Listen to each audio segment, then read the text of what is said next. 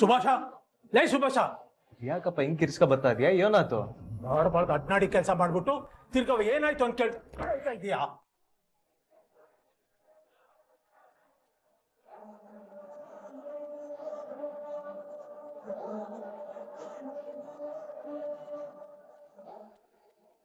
ಮುದ್ದು ಸೊಸೆ, ಮುದ್ದು ಸೊಸೆ.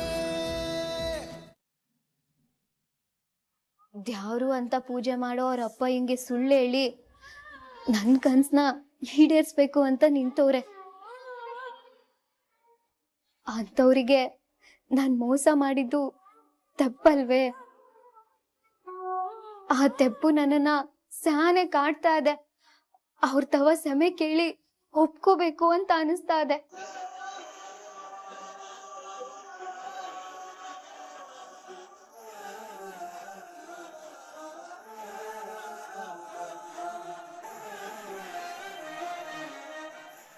ಇದೆಯಾ? ಬೈಲಿ ಕೂತ್ಕೋ.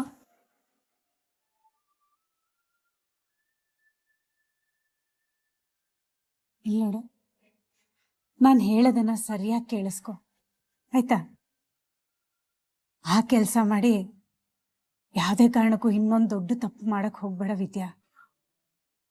ನೋಡು ವಿದ್ಯಾ, ಕೆಲವೊಂದ್ಸಲ ನಾವು ಚೆನ್ನಾಗಿರ್ಬೇಕು, ನಮ್ಮ ಜೀವನ ಚೆನ್ನಾಗಿರ್ಬೇಕು, ನಾವು ಪ್ರೀತಿಸೋರು ಚೆನ್ನಾಗಿರ್ಬೇಕು ಅಂದ್ರೆ ನಮ್ಗೆ ನೋವು ಕೊಟ್ಟಿರೋ ಅಂತ ಕಹಿ ಘಟನೆಗಳನ್ನ ಮರಿಬೇಕಾಗತ್ತೆ. ಆದ್ರೆ ಪಾಪಕ್ಕೆ ಸೆಮೆನೋ ಶಿಕ್ಷೆನೋ ಸಿಕ್ಕ್ರೆ ಎಲ್ಲ ಸರಿ ಹೋಯ್ತದಲ್ವೇ ಅದ್ಗೆ?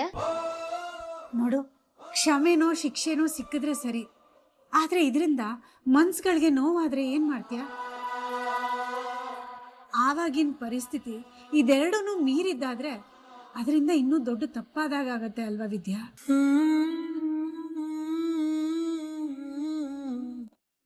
ನೋಡು ವಿದ್ಯಾ, ಪ್ರಾಯಶ್ಚಿತ್ತಕ್ಕಿಂತ ದೊಡ್ಡ ಶಿಕ್ಷೆ ಬೇರೆ ಯಾವುದೂ ಇಲ್ಲಮ್ಮ.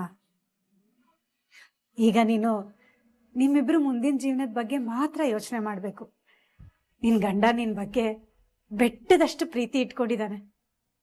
ಆ ಪ್ರೀತಿ ಬದಲಾಗಿ ನೀನು ಪ್ರೀತಿ ಕೊಟ್ಟು ಅವನ ನೋವನ್ನೆಲ್ಲ ಮರೆಸೋ ಪ್ರಯತ್ನ ಮಾಡು.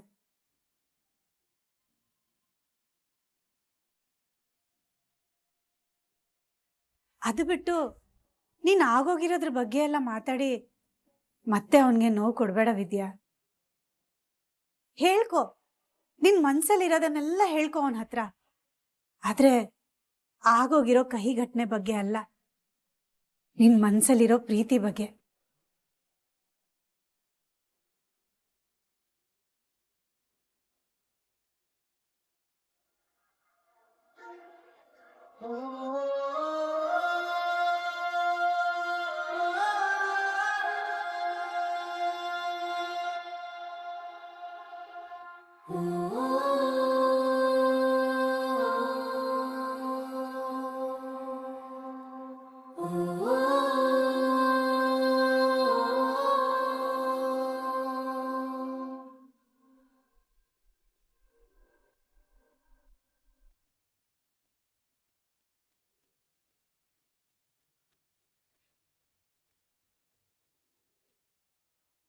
ನಮ್ಮ ಅವನ್ ತವ ನನ್ಗೆ ಮದ್ವೆ ಇಷ್ಟ ಇಲ್ಲ ಅಂತ ಹೇಳಕ್ ಹೋದ್ರೆ ನಾ ಏನೋ ತಮಾಷೆ ಮಾಡ್ತೀವಿ ಅಂದ್ಕೊಂಡು ನನಗ್ ಗೊತ್ತದೆ ಕಣ್ ಹೋಗ್ಲ ಅಂತ ತಮಾಷೆ ಮಾಡ್ತಾವ್ರೆ. ಏನ್ ಮಾಡೋದು ಅನ್ನೋದೇ ತಲೆ ಕೆಟ್ಟೋಗದ ಗಿಣಿ. ನೀನೇ ಹಿಂಗ್ ಹೇಳ್ಬಿಟ್ರೆ ನಾನು ಏನಾಗ್ಬೇಡ. ಅಟ್ಟಿಲ್ ಮಾತಾಡಿ ನಿನ್ನ ಮದ್ವೆ ಆಯ್ತೀನಿ ಅಂತ ನಿನ್ನ ತಲೆ ಮೇಲೆ ಇಟ್ಟು ಪ್ರಮಾಣ ಮಾಡಿದೀಯೆ. ಅದ್ ನಂಗೆ ಗೊತ್ತು ಗಿಣಿ ಮರಿ, ಆದ್ರೆ ಪರಿಸ್ಥಿತಿ ನಾವ್ ಅಂದ್ಕೊಂಡಂಗಿಲ್ಲ. ಅಟ್ಟಿನಾಗೆ ನಮ್ ವಿಚಾರ ಮಾತಾಡೋದು ಅಷ್ಟು ಸುಲಭ ಇಲ್ಲ. ಅದ್ಕೆ ಏನ್ ಮಾಡ್ಬೇಕು ಅಂತಿದ್ಯಾ?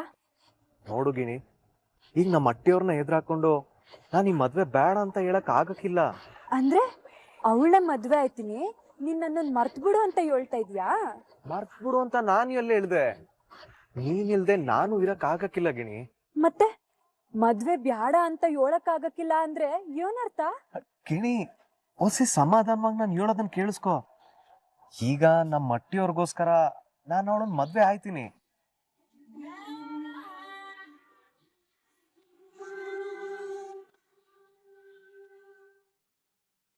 ಹಂಗನ್ಬಿಟ್ಟು ನಿನಗ್ ಮೋಸ ಮಾಡ್ತಾ ಇದೀನಿ ಅಂತ ಹೇಳ್ತಾ ಇಲ್ಲ. ಅವಳನ್ನ ಮದ್ವೆ ಮಾಡ್ಕೊಂಡ್ಮೇಲೆ ನಂಗ್ ಮೋಸ ಅಲ್ದೇನೆಯ ಇನ್ನೇನ್ ಮಾಡೋದ್ ನೀನು? ಅದ್ಕೆಯ ನನ್ ಮಾತು ಹೊಸಿ ಪೂರ್ತಿ ಕೇಳಿಸ್ಕೊ ಅಂತ ಹೇಳಿದ್ದು. ಕೇಳ್ತಾ ಇದೀನಲ್ಲ, ಅದೇನ್ ಹೇಳು. ಕಿಣಿ, ಈ ಮದ್ವೆ ಆದ್ಮ್ಯಾಕೆ ನೀನ್ ಬೆಂಗಳೂರಿಗೆ ಹೊಂಟೋಗು. ನನ್ನ ಫ್ರೆಂಡ್ಗೆ ಹೇಳಿ ನನ್ಗೆಲ್ಲ ವ್ಯವಸ್ಥೆ ಮಾಡಿವ್ನಿ.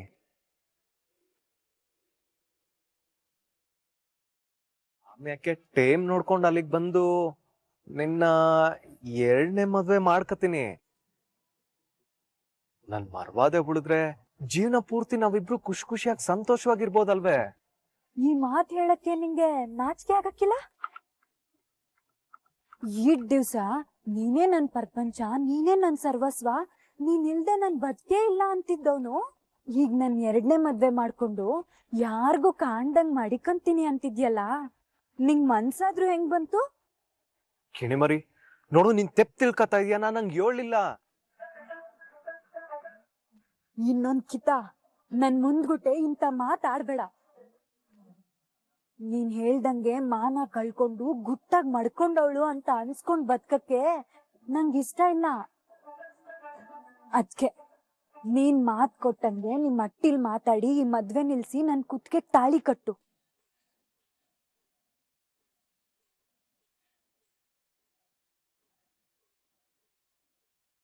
ನಾನ್ ಏನು ಅಂದ್ಕೊಂಡ್ ಬಲೆ ಬೀಸೋದಕ್ ಹೋದ್ರೆ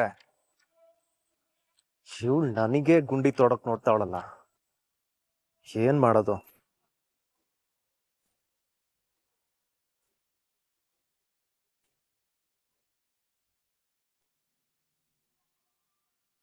ಯಾಕದ್ಗೆ ಹಂಗ್ ನೋಡ್ತಿದ್ದೀರಾ?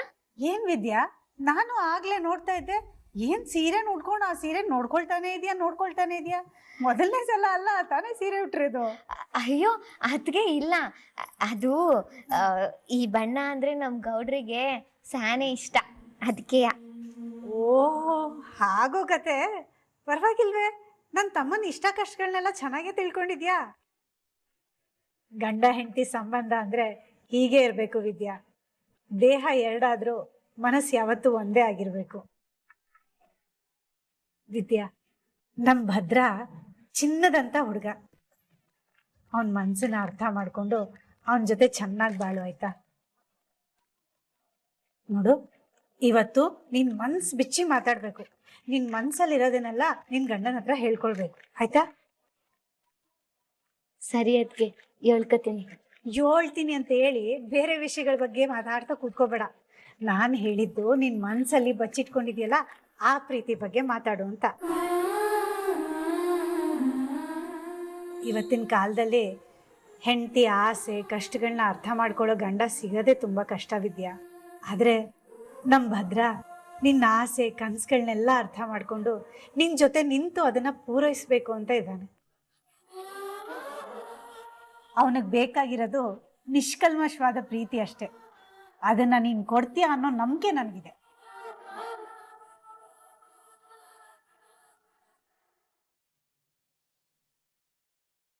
ಆಯ್ತು ಶಿಲ್ಪಿ, ತಿಂದ್ಬಿಟ್ ಬಿದ್ದಿರ್ಬೇಡ, ಕೆಲ್ಸ ಮಾಡು. ಅಯ್ಯಯ್ಯೋ, ಏನ್ಲಾ ಇದು ಈಟೊಂದ್ ತಗ ಬಂದಿದ್ಯಾ? ಅಮ್ಮ, ನಂದಿನಿ ನನ್ಗೆ ಈಟೆಲ್ಲ ಗಿಫ್ಟ್ ಕೊಟ್ಟಿರೋದು. ಏನಿಲ್ಲ ಅಂದ್ರೂ ಇದೆಲ್ಲ ಸೇರೋ 3 ಲಕ್ಷ ಆಯ್ತದೆ. ಏನ್ಲಾ 3 ಲಕ್ಷ ಖರ್ಚು ಮಾಡೋಳ? ಯಾಕ್ಲಾ ಬೇಕಾಗಿತ್ತು ಇಟ್ಟೆಲ್ಲವಾ? ಅಮ್ಮ, ಈ ಫೋನೆಯ 1.5 ಲಕ್ಷ, ಇನ್ ವಾಚ್ ಒಂದು 50-60 ಸಾವಿರ ಇರ್ತದೆ. ಎಲ್ಲ ಇದ್ರಾಗೆ ಕವರ್ನಾಗೆ ಇದೆ. ಈಟ ಅಲ್ಲಮ್ಮ, ನಿಮ್ಮಿಬ್ರಿಗೂ ಗಿಫ್ಟ್ ಕೊಟ್ಟವಳೆ. ನಮ್ಗೇನ್ ಕೊಟ್ಟವಳು ಕೊಡಿಲ್ ನೋಡೋಣ. ಅವಳು ಒಡವೆ ಅಂಗಡಿಗೆ ಹೋಗಿದ್ಲಂತೆ. ಅದಕ್ಕೆ ನಿಂಗೆ ಓಲೆ, ಅಮ್ಮಂಗೆ ಉಂಗ್ರ ಎಲ್ಲ ತಂದವಳೆ. ತಕ ನೋಡು, ನೋಡಮ್ಮ ಹೆಂಗದೆ.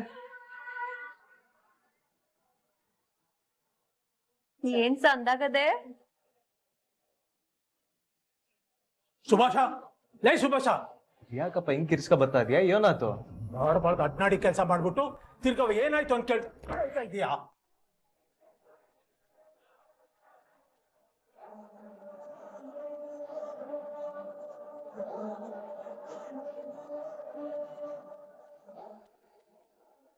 ಏನ್ ಬಂದದ್ರಿ ನಿಮ್ಗೆ? ಎದೆ ಹತ್ರಕ್ ಬೆಳ್ದಿರೋ ಮಗನ್ ಹಿಡ್ಕೊಂಡು ಹಿಂಗ್ ಹೊಡಿತಾ ಇದ್ದೀರಲ್ಲ, ಬುದ್ಧಿ ಇಲ್ವಾ ನಿಮ್ಗೆ? ಈಶ್ವರಿ, ಇವನ್ ಬಗ್ಗೆ ನಿಂಗೆ ಇನ್ನೂ ಸರಿಯಾಗಿ ಗೊತ್ತಿಲ್ಲ. ಇನ್ನು ಚಿಕ್ಕವನು ಏನು ತಿಳಿಯಕ್ಕಿಲ್ಲ ಅನ್ಕೊಂಡ್ರೆ ತಿಂದ ಮನೆಗೆ ಕನ್ನ ಹಾಕೋ ಕೆಲಸ ಮಾಡವ್ ನೀನು.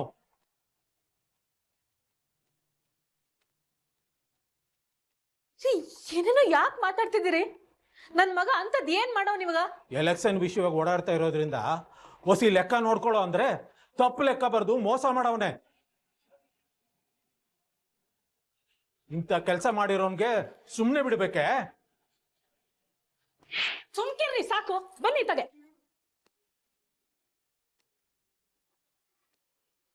ನಿಮ್ಮನ್ನ ನೀವು ಏನ್ರಿ ಅನ್ಕೊಂಡಿದ್ದೀರಾ? 5 ರೂಪಾಯಿಗೆ 10 ರೂಪಾಯಿಗೆ ನಿಮ್ಮ ಅಣ್ಣನ ಮುಂದೆ ಹೋಗಿ ಕೈ ಕಟ್ಕೊಂಡು ನಿಂತ್ಕೊಂಡಿರ್ತೀರಲ್ಲ, ಹಂಗ್ ನನ್ ಮಗ ಭದ್ರನ್ ಮುಂದೆ ಹೋಗಿ ನಿಂತ್ಕೋಬೇಕು ಅಂತನಾ?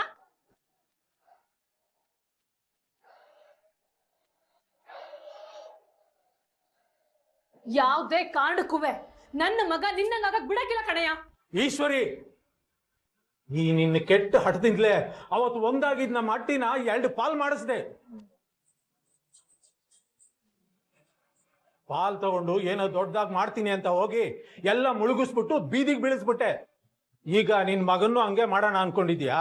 ಏನ್ ಪಾಲ ನ್ಯಾಯವಾಗಿ ಕೊಟ್ರೆ? ಒಂದ್ ಕಣ್ಣಿಗ್ ಬೆಣ್ಣೆ ಇನ್ನೊಂದ್ ಕಣ್ಣಿಗೆ ಸುಣ್ಣ ಅನ್ನಂಗೆ ಫಲವತ್ತಾಗಿರೋ ಭೂಮಿನ ಅವ್ರು ಮಾಡಿಕೊಂಡು ಬರ್ಭೂಮಿನ ನಿನಗ್ ಕೊಟ್ರಲ್ಲಯ್ಯ. ಥೂ, ನಿನ್ ಜನ್ಮಕ್ಕೆ ಯಾಕೆ ಸುಳ್ಳು ಹೇಳ್ತೀಯ? ಬಂಗಾರದಂತ ಭೂಮಿ ಅದು. ಏನೋ ದೊಡ್ಡದಾಗ ಬಿಸ್ನೆಸ್ ಮಾಡ್ತೀನಿ ಅಂತ ಆ ಭೂಮಿನ ಮಾರ್ಬಿಟ್ಟು ಹೋಗಿ ಎಲ್ಲ ನುಂಗಿ ನೀರು ಕುಡಿದ್ಬಿಟ್ಟೆ. ದಿಕ್ಕು ದೆಸೆ ಇಲ್ದೆ ಬೀದಿಗೆ ಬಿದ್ದಾಗ ನಮ್ಮನ್ನ ಕರೆದು ನೆರಳು ಕೊಟ್ಟೋನು ನಮ್ಮ ಅಣ್ಣ ಅನ್ನೋದನ್ನ ಮರಿಬೇಡ. ಉಪ್ಪಿಟ್ಟು ಮನೆನ ಮುಪ್ಪಿರೋ ಗಂಟ ಮರಿಬಾರ್ದು ಅನ್ನೋದನ್ನ ನೆಪ್ಪಿಟ್ಕೋ. ನೀನ್ ನೆನ್ಪಿಸ್ಕೊಂಡು ಹಂಗೆ ಇರಯ್ಯ, ಯಾರ್ ಬೇಡ ಅಂದಿದ್ದು? ಆದ್ರೆ ನನ್ನ ಮಗನ್ಗಂತ ದರ್ದಿಲ್ಲ. ಇನ್ನೊಂದಕ್ಕಿಂತ ನನ್ನ ಮಗನ್ ಮ್ಯಾಗ ಏನಾದ್ರೂ ಕೈ ಮಾಡಿದ್ರೆ ನಾನ್ ಸುಮ್ನೆ ಇರಕ್ಕಿಲ್ಲ. ಇನ್ನೊಂದ್ ಕಿತ ಹಿಂಗ್ ಮಾಡಿದ್ರೆ ಸುಮ್ನಿರೋದ? ಸಿಗ್ದು ತೋರಣ ಕಟ್ಬಿಡ್ತೀನಿ. ಈ ಇಸಿಯ ದೊಡ್ಡದಾದ್ರೆ ಅಣ್ಣನ ಮನ್ಸಿಗೆ ನೋವಾಯ್ತದೆ ಅಂತ ಸುಮ್ನೆ ಹೋಯ್ತಾ ಇದ್ದೀನಿ. ಇಲ್ಲೋ ಅಂದಿದ್ರೆ ನಾವು ಸಾರ್